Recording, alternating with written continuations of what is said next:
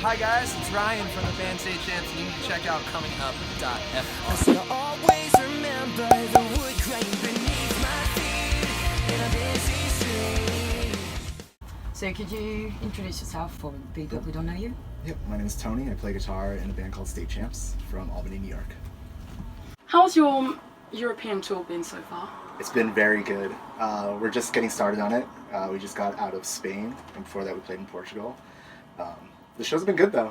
It's really cool to, especially tonight, come back after, a really, really cool show in Paris last year, and see the growth and that people actually want to come back and see us, So it's a lot of it is just hoping that people enjoyed the last time we were here and want to come back and see us. It's really, really exciting for us to see. Any major difference with your US shows? Not too much of a difference. I mean, we've played in the US more, obviously, so we've had more time to work up and gain a fan base, but everybody's equally as rowdy, I would say. Shows are very fun. We're really looking forward to it. Awesome. And we were wondering, how do you, what is your process when you guys write songs? It's actually a pretty long process. So, because we all live away from each other, a lot of it is just writing on your own and coming up with a riff maybe, and you record it on your phone or on your laptop or something like that, and eventually we'll book a time to all meet up. I'll use Around the World and Back as an example. When we were writing that record, Ryan flew in from Michigan to New York, and everybody got into Tyler's mom's living room with a bunch of acoustic guitars. I'm like, all right, I have this riff, so what do you guys think? And someone will be like, oh, that riff sucks. What if we did this? And then it's just a lot of throwing back and forth, and eventually we agree on a general point A to point B, start to finish. We'll track it and bring it into what we call pre-production before a record, and then kind of use that to go through the process and decide if we want to do anything or not. Hey, sorry, we're doing an interview. So is it why you release more EPs than the albums? Yeah. So it really is a long process, and before we go into the studio or anything like that, we try to have more songs than we would actually put on a record, so we can just pick the best ones and then maybe put some on reserve for an EP later on, or a compilation record, or a re-release or something like that. So you want to just make use of all your creative ideas, and for Around the World Back we have something 18 songs, and we cut it down to the 11, 12 that we release. So it is a long process. So which one would you say is the most fun to perform on stage? Secrets, at least for me, it's just really fun playing guitar. The crowd is always really excited to hear us play it. It's also just fun, almost as a fan, just to hear the way Derek and Tyler and Ryan harmonize their vocals and everything. And I don't know, we all just kind of go off on it. And it's the last one usually, so. Yeah, exactly. And what would you do if you were not in the music industry? I would do something in the video game world. That's what I do in my off time. I'm a partner with that streaming service called Twitch. So I play video games on that, usually when I'm home, and do a little, entertaining of my own.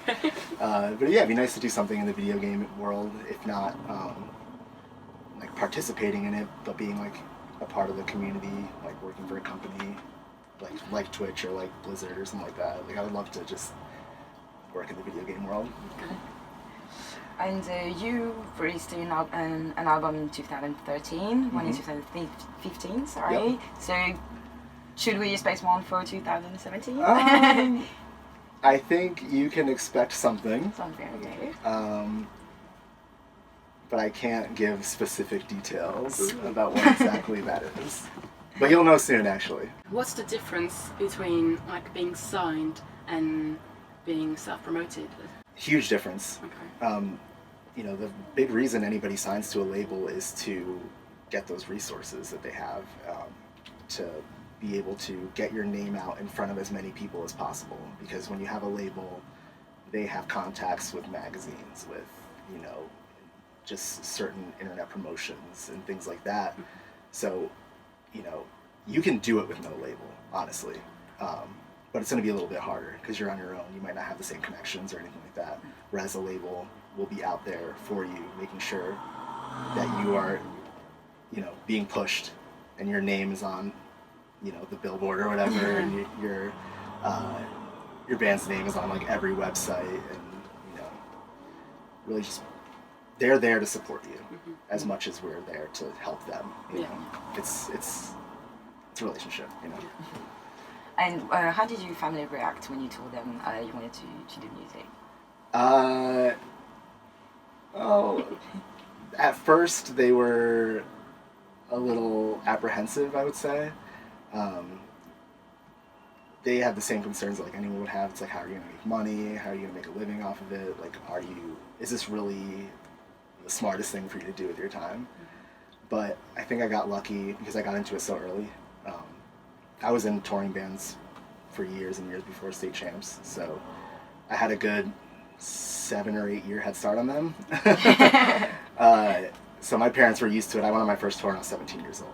So they were proud of me to do that and to travel and be able to see things. And it was, you know, a good 8 or 9 years before I was making a living off of it too. So they were with me along the way, and they were always very supportive. They're still supportive, but they still every now and then will be like, "Are you making money? Are you okay?" And, yeah, Mom, okay. Do they come to your show? No. No? Nope. Everyone else in the band's family does. A lot of parents and stuff. My parents are older than everyone else's, though. They don't want to hear it. They don't want that loud music. My dad's like 75. He's not trying to hear I don't know. It's too much for them. You guys are like becoming more and more successful. How does it affect your daily life? I don't know. I don't think it affects my daily life that much, honestly. I feel the same that I did when I first joined this band. I joined on tour with them, their second or third tour. So I've been on the ground with them forever, and I don't feel any different as a person, like personality-wise. I don't think like it's changed the way I look at the world or anything like that. Like I still think I'm the same me. Like success hasn't changed me, and I think a lot of it with everybody else too. It's the same thing. Like they're all down to earth. We still go out to eat, like the same places. We still, I don't know, wear the same clothes. We still do the same normal stuff. So not a lot has changed. Yeah, that's nice. Yeah. And what advice would you give to someone who wants to form their own band or start in the music industry? Keep at it. There's a lot of ups and downs. There's a lot of things that are going to make you want to say, well, maybe this isn't for me. But you're only going to get as far as you grind. Like, it took me, I went on my first tour in 2005, and I probably didn't see a dime from touring until 2011. So, you just got to get out there and grind and not get discouraged and, start a band, write songs. They might suck, but someone might like them. And the more you work on it and the more you take in inspiration from other bands, the better off you're going to be. If you look at State Champs' first EP that they ever wrote versus our last record, the first EP sucks. You just have to keep grinding and write better songs and have fun while doing it. Don't get blinded by the success story. Have fun. Because playing music it's fun. It's the reason we all do it. What is your most played artist or song at the moment? I'm really into bad songs right now, and I know that's not a new record per se, but I've been putting that record on repeat a ton. The band as a whole has been listening to Post Malone a lot. Yeah, we kind of all have different tastes and everything. We're not picky at all either, so we'll listen to country or hip hop or metal, and none of it gets old to anybody. So we keep it a pretty good rotation. We don't beat anything into the ground really, except for maybe Maren Morris. We listen to her record religiously. It's your second time in France this time. Have you had time to do some sightseeing? We actually got into the city very late today. But I think we're here late as well, so after the show, we're going to go, take the train and do all the touristy stuff. I know we're sharing the bus with Northbound. It's their first time here, so they want to go see the Eiffel Tower. Of course. What's your dream venue to perform at? Madison Square Garden in New York City. That's the one for me. I'm from New York. I've lived there 29 years. It's just one of those things where like, that's my standard of you made it. You did right. Yeah. Do you have any stereotypes about French people, and did they turn out to be true? No, not really. Not really. I mean, nothing has turned out to be true except for the food and the coffee being different. Different in a good way? Or? Yeah, the coffee is like amazing. Okay. I don't know why it's so different, but the coffee is so good here. And we're obsessed with the bread. We've gone through, I think, 4 loaves today. If you could organize your own festival, what bands would like headline it? Wow, okay. I think about this all the time. Jimmy Eat World, Paramore. I would have to be selfish and then just like get a bunch of bands together that don't play shows anymore. But I don't know, I think those are my 2 big headliners. I just want to see Paramore play for like 2 hours straight, and then Jimmy Eat World play for 2 hours, and then just like a bunch of bands I like Saves the Day, and Get Up Kids, and a bunch of old like emo bands that I grew up with. Would you rather go about your normal day naked or fall asleep for a year? Fall asleep.